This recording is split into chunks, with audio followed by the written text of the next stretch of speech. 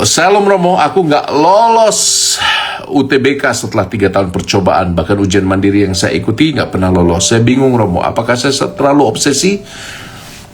Refleksikan ya, refleksikan. Oke? Jangan takut. Jangan takut. Refleksikan dirimu dengan jujur.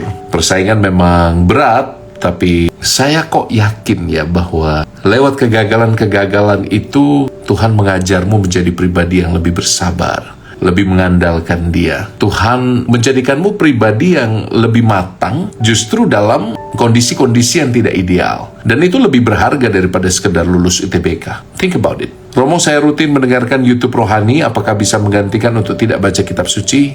Tidak. Tidak. Sama seperti kamu bilang, Romo, saya minum jus buah terus aja untuk menggantikan segala sesuatunya. Saya nggak perlu protein, saya nggak perlu yang lain. Saya hanya mau jus buah. Lama-lama diabetes kan?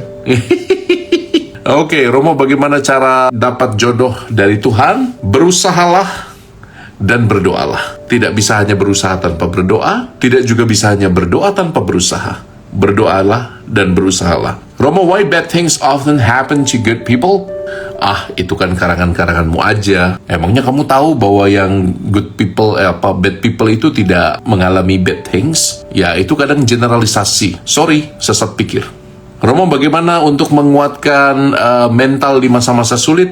Ya, katanya ada trik fake it until you make it. Jadi kalau kamu menghadapi masa-masa sulit, setidaknya facial expressionmu itu harus tetap ceria, tetap gembira.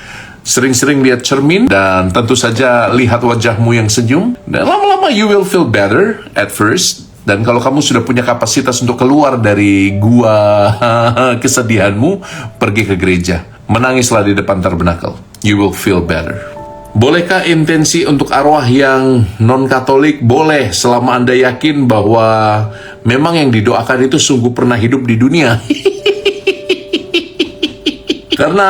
Karena mungkin Anda intensi untuk siapa gitu ya, yang nggak pernah hidup di dunia, ya susah juga ya. Misalnya Anda berdoa, Romo mohon intensi untuk Naruto yang dalam episode kesekian meninggal dunia. Ya gimana mau doa untuk Naruto? Jelas ya. Romo, saya mudah menangis kalau berdoa. Hati-hati ingusnya keluar.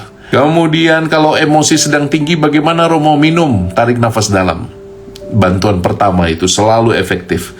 Lalu setelah Anda minum, menarik nafas dalam 3 kali, katakan, Roh Kudus, aku mohon rahmat-Mu, supaya aku mampu membahasakan emosiku dengan baik. Oke? Romo, tubuhku dikit-dikit sakit, teguhkan aku, Romo. Ya. Pengalaman sakit fisik bisa membantumu untuk sampai pada level mistik yang paling dalam. Justru ketika tubuh fisikmu tidak berdaya, engkau menyatukan penderitaanmu dengan penderitaan Kristus di salib. Dan kamu bisa bilang, Tuhan, aku mempersembahkan sakit lambungku ini untuk anak-anak yang kelaparan saat ini, agar mereka bisa mendapat belas kasih. Do it. It will change your mind, your perspective about suffering. Itu akan mengubah perspektifmu dengan suffering. Ada satu guru rohani yang mengatakan bahwa penderitaan fisik kita itu seperti orang yang lagi tanda tangan cek. Kita mau kasih ke siapa cek itu?